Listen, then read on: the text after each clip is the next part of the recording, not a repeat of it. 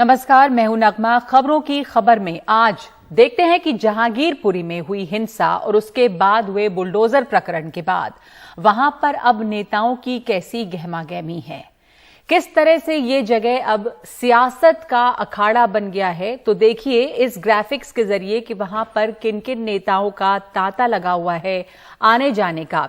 वैसे नेताओं के बाद में पहुंचने का जो सिलसिला शुरू हुआ, उसके पहले बृंदा करात वहां जरूर मौजूद रही। हनान मोला के साथ वो बुधवार को मौके पर ही रही। बृंदा करात बल्कि कोर्ट के कागजात लेकर वहां पर पहुंची थी और अतिक्रमण रुकवाने के लिए बहादुरी के साथ बुलडोजर के सामने वो खड़ी रही। लेकिन इस घटना के बाद से शाम होते होते नेताओं के आने का सिलसिला शुरू हुआ। आज वहां पर कई नेता गए। कल रात में असदुद्दीन ओवैसी ने वहां जाने की कोशिश की, वो वहां पे पहुंचे लेकिन पुलिस ने उन्हें वहां ज्यादा अंदर जाने नहीं दिया, लोगों से मिलने नहीं दिया।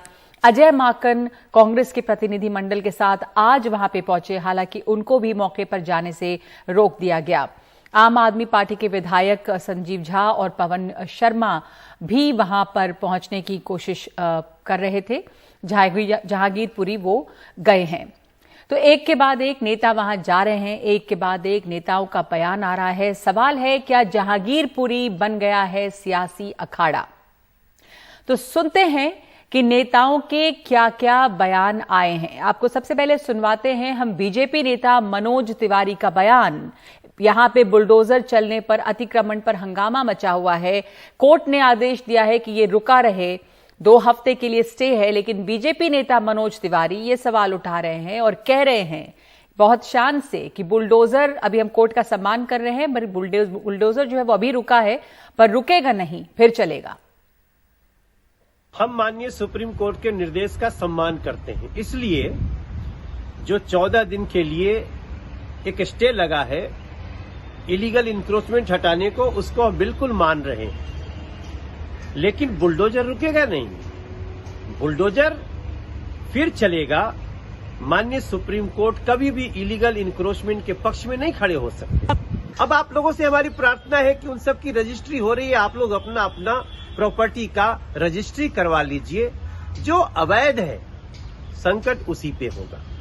हम ये उम्मीद करते हैं कि सुप्रीम कोर्ट इस पूरी सुनवाई में उन लोगों को भी सख्त से सख्त सजा देगी जिन्होंने ये इलीगल कंस्ट्रक्शन वहां पे होने दिया।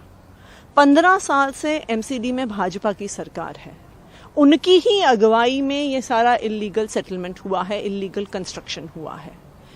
पैसे खाते हैं भाजपा के पार्षद, पैसे खा के इलीगल कंस्ट्रक्शन करवाते हैं और 15 साल से पैसे खा खा के उन्होंने दिल्ली के अनेकों हिस्सों में ये इलीगल कंस्ट्रक्शन करवाया है।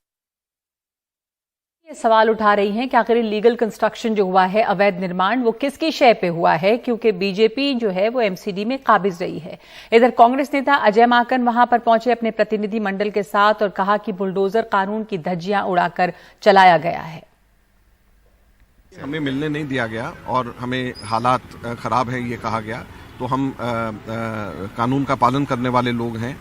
भाजपा और एमसीडी की तरह नहीं है कि कानून की धज्जियां उड़ाएं। तो हम उम्मीद करेंगे पुलिस हमें इजाजत देगी और हम आकर के मिलेंगे। जहां तक के कानून की बात है, कल जब बुलडोजर चला तो पूरी तरीके से, हर तरीके से कानून की धज्जियां उड़ाई गई।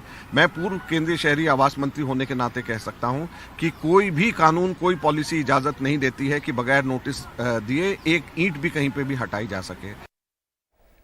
हमारे साथ चर्चा के लिए इस मामले पर यह मसला बढ़ता गया है और ये क्योंकि जहांगीरपुरी का अकेला मसला नहीं है, इसके पहले भी मध्य प्रदेश के खरगोन में देखा बुलडोजर चलते हुए और लगने लगा है कि एक तरह से एक ट्रेंड सा बन गया है कि कहीं पे सांप्रदायिक दंगे हो रहे हैं और उसके बाद बयान आ जाते हैं कि इन आरोपियों को सबक सिखाने के लिए बुलडोजर चले। हमारे साथ मौजूद है चर्चा के लिए गुरदीप सिंह सपल, प्रवक्ता हैं कांग्रेस के, विजय जौली नेता बीजेपी और कुलदीप कुमार प्रवक्ता आम आदमी पार्टी।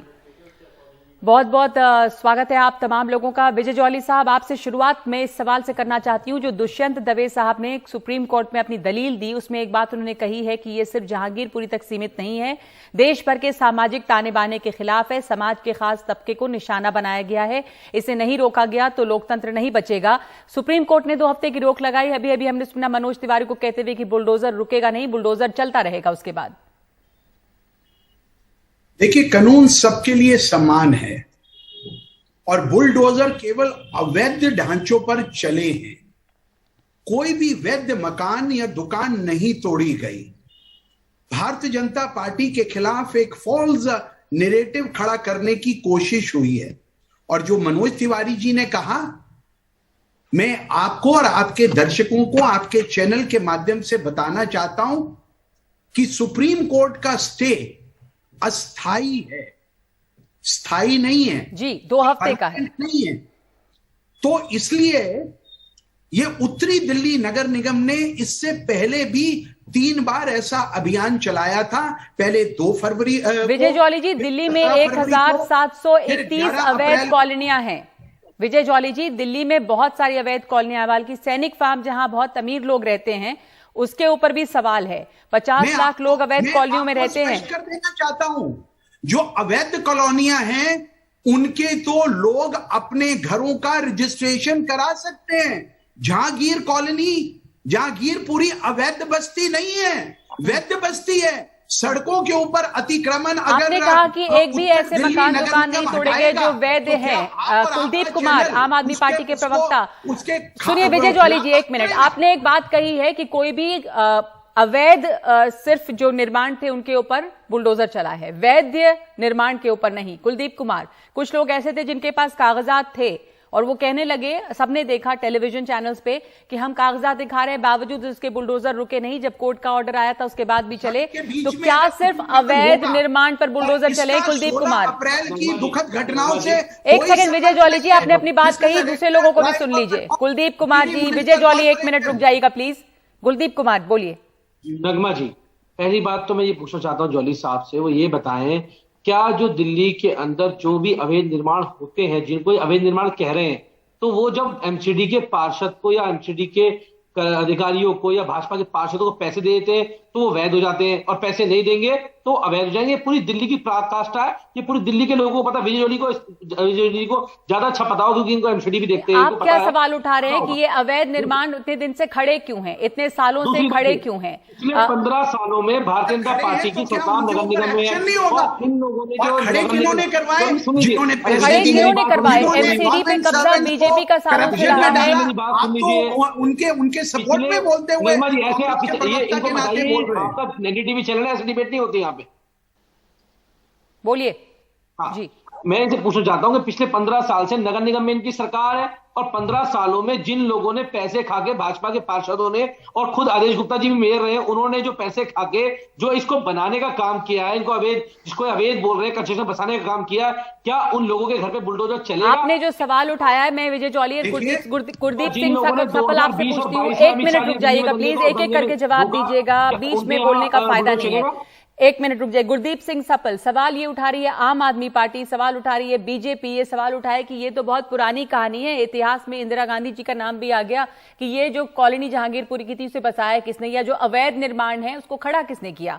अब पिछले 15 सालों से अगर आप देखें तो यहाँ पर आम आदमी पार्टी बीजेपी पे तो सीधे सवाल उठा रही है कि आपने बसाने दिया इनको, यहाँ पर इतने दिनों से ये अतिक्रमण हटाए नहीं गए, जब वहां पर हिंसा हुई उसके बाद अतिक्रमण हटाने पहुंचे। बहरहाल किसकी जिम्मेदारी है इन इलीगल कॉलोनियों की, अगर ये गैर कानूनी है तो? नगमा जी, बीजेपी धर्म संकट में फंस गई। विजय जी बोल दूं, बीजेपी धर्म संकट में फंस गई है। बुलडोजर को उन्होंने इस्तेमाल किया था खरगोन में एक मैसेज देने के लिए, और अचानक से पता लगा कि कोई कानून ही नहीं है जिसके तहत वो चल सकता है। बाद में वो public private property recoveries act लेके आए, उसमें पता चला पहले तो ट्राइब्यूनल बनाना है, फिर 120 दिन का समय देना है। तो वहां के खरगोन के कलेक्टर ने आरटीआई में कह दिया कि मैंने तो कोई आदेश ही नहीं दिया। अब बीजेपी फंस गई, अब वो इसको अतिक्रमण का मामला बना रही है। लेकिन विजय जी, आपकी बात में पूरी मान लेता हूं कि सड़क पर आप अनधिकृत कब्जे हटा रहे हैं और बुलडोजर चला रहे हैं। क्या पूरी दिल्ली में ठेले वाले, खूमचे वाले जो ढाबे हैं उन पे अब आप बुलडोजर चलाने जा रहे हैं? क्या पूरे दिल्ली के सब सड़कों पे, सब कॉलोनियों पे बीजेपी उन लोगों पे जो सड़क के ऊपर काम करते हैं, अनधिकृत रूप से ठेला लगाते हैं, खूमचा लगाते हैं, जिनके खोखे बने हैं, जिनकी दुकानें बनी हैं, क्या अब आप उन सब पे बुलडोजर चलाने जा रहे हैं जैसे आपने जहांगीरपुरी में चलाया है? ये दिल्ली के निवासियों को आप बताइए, या सिर्फ जहांगीरपुरी में चलाना चाहते हैं? क्योंकि 77% दिल्ली के अंदर अनधिकृत कब्जे हैं, अनधिकृत निर्माण हो रखे हैं जी, और अनधिकृत जी। रूप से विजय जौहरी साहब, अब आप और इसका जवाब दे सकते हैं। 77% अनधिकृत अगर कब्जे हैं, कॉलोनियां हैं, तो क्या जहांगीरपुरी तक ये सीमित रहेगा, आप सब जगह चलेगा, ये बता दीजिए। देखिए, दिल्ली के अंदर 1768 1731 दुष्यंत दवे जी ने कहा है कि अवैध कॉलोनियां हैं आज सुप्रीम कोर्ट में। जो वैध नहीं की गई हैं। लेकिन अगर कोई सड़क के बीच में अतिक्रमण करेगा, अगर अपने घर के छज्जे को मेन रोड के ऊपर ले आएगा, अगर स्कूल के साथ लगती हुई तो दिल्ली में तो ये चारों तरफ है, पूरी दिल्ली में है, मैंने आपकी बात पूरी दिल्ली में है। अगर आप नहीं चाहती है मैं नहीं बोलूं, मैं चुप रहता हूं। कहते हैं वो वैध हो चुकी हैं। इनका बयान मेरा सवाल है कि आप सबको हटा देंगे, सारे ठेके वालों को, सारे खोलने वालों को। दिल्ली के लोग एक एक करके बोलिए, एक एक करके बोलिए। विजय जौहरी साहब, आप अपनी बात पूरी करें। पूरी दिल्ली में है, सवाल यह है कि बहुत ज्यादा है। सैनिक फार्म, उन्होंने कोर्ट में कहा, सुप्रीम कोर्ट में, सैनिक फार्म जैसी जगह पर कार्रवाई क्यों नहीं होती? क्या सिर्फ गरीबों पर, या तो आप कहें अगर आरोप जैसे हैं कि एक संप्रदाय दूसरे की, देखिए सिर्फ गरीब बस्तियों पर यह अतिक्रमण की कार्रवाई हो रही है? इतने सालों से दिल्ली में सबको पता है कि कहां गैर कानूनी, क्या अवैध निर्माण नहीं है, क्या लोग छज्जे नहीं निकालते, रेडी पटरी वालों पर कार्रवाई होती है, जो बड़ी कॉलोनियां हैं वहां पर क्या? देखिए, आप बार बार सैनिक फार्म की रट लगाए हुए हैं। आपको सैनिक फार्म का स्टेटस लैंड यूज का पता है? नहीं, मैंने कहा कि दुष्यंत दवे जी ने सुप्रीम कोर्ट में ये हवाला दिया है कि सैनिक फार्म जैसी जगहों पर कार्रवाई नहीं होती है, खास तबके को निशाना बनाया गया है। 700 से ज्यादा अनधिकृत बस्तियां हैं। उन बस्तियों के जो प्रॉपर्टीज के मालिकाना हक हैं, उनको प्रधानमंत्री मोदी जी की सरल योजना के अंदर रजिस्ट्रेशन कराने के लिए लोगों को हक दे दिए। लेकिन ये हक हिंदुस्तान का जहांगीरपुरी में जहां पे बुलडोजर चले, वहां पर लोगों को ये हक था, या उन लोगों को हक था कि उनको नोटिस दी जाए नगर निगम एक्ट के तहत? अगर मैं अपनी बात भी नहीं पूरी कर सकता, आप उसके अंदर बीच में बटन करेंगे। क्योंकि सवाल से सवाल निकलते हैं विजय जौहरी जी। मैं आपसे पूछ रही हूँ कि वहां पे नोटिस दिया गया था क्या? बताएं आप। कुलदीप कुमार, अतिक्रमण करो, किसने बोला है?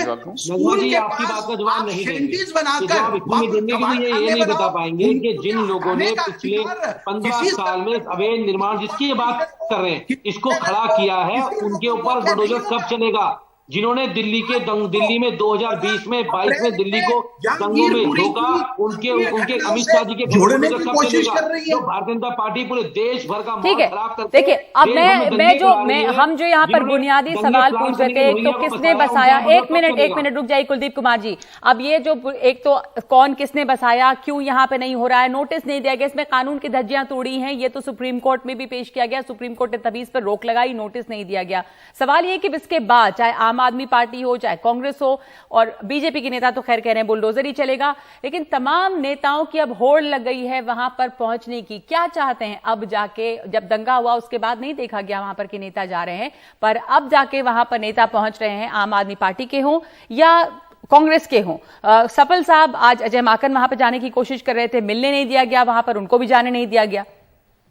नगमा जी, कल भी जब कांग्रेस के लोगों ने जाने की कोशिश की थी तो हमको मैसेज ये मिला था कि पुलिस ने वहां पे जाने की अनुमति नहीं दी है, लेकिन कांग्रेस पार्टी ने कल ही अपनी पोजीशन क्लियर कर दी थी सोशल मीडिया के माध्यम से और मीडिया के माध्यम से कि हम बीजेपी की इस कार्रवाई के खिलाफ हैं। दूसरी बात जो विजय जी बार बार कह रहे हैं, विजय जी, खोमचे वाले हों, रेडी वाले हों, पटरी वाले हों, उनको आप नहीं उठा सकते ऐसे। अगर वो अनधिकृत रूप से भी बैठे हैं, इसके लिए कई सारे कोर्ट के निर्णय हैं, और साथ ही स्ट्रीट वेंडर्स एक्ट है कि उनको लाइवलीहुड का अधिकार है, जीविका का अधिकार है। अगर आपको हटाना है तो आपको किसी और जगह पे उनको जगह देनी पड़ेगी। आप जो बुलडोजर चलाएंगे और उन लोगों से रोजी रोटी छीन लेंगे, ये नहीं हो सकता। लेकिन हाँ, रोजी रोटी का मामला है नहीं विजय जी, मैं इसलिए कह रहा हूँ। अब आप मेरी बात होने के बाद बोलिए ना, मेरी बात के बाद बोलिए। मैं आपको नहीं, मैं यहाँ पर आपको बीच में आप दोनों को रोकूंगी, मैं आप दोनों तीनों को यहाँ पर रोकूंगी बीच में, 1 मिनट इसके ऊपर, क्योंकि अब आरोप प्रत्यारोप ही हो रहे हैं लगातार। विजय जौहरी साहब, मैंने कोई आरोप नहीं लगाया। हमने एक सवाल पूछा था कूप पे अपने दर्शकों से और उनके जवाब आ रहे हैं। मनोहर महतो ने कहा है कि भारत किस ओर जा रहा है जहां कानून व्यवस्था नहीं है, लोग पीड़ित हैं, क्या इस पर राजनीति करना अच्छा है? तो आम लोग ये देख रहे हैं और ये सवाल पूछ रहे हैं। तुषार ये कह रहे हैं कू पर, उन्होंने कमेंट अपनी टिप्पणी भेजी है कि लोग वहां पहले से ही पीड़ित हैं, चाहे वो हिंदू हों या मुस्लिम, लेकिन राजनेताओं को केवल राजनीति की जरूरत है और कुछ नहीं। तो जो आम लोग हैं, विजय जौली साहब और गुरदीप सपल साहब और ये आम लोग जो हैं ये सब समझ रहे हैं कि यहाँ पर सिर्फ राजनीति हो रही है। बहुत धन्यवाद आप लोगों का इस चर्चा में शामिल होने के लिए। अब हम देख रहे हैं कि आने वाले दिनों में भी यहाँ पर राजनीति ही होगी 2 हफ्ते के लिए, तो यहाँ पर स्टे है। खबरों की खबर में एक ब्रेक इस वक्त।